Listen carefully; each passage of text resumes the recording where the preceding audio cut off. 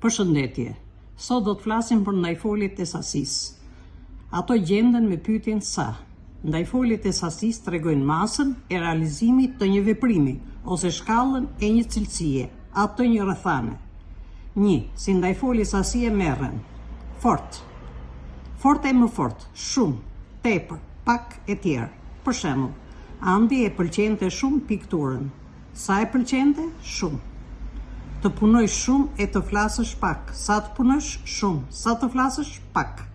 Si ndajfolje sasie merren dhe shprehjet ndajfoljore.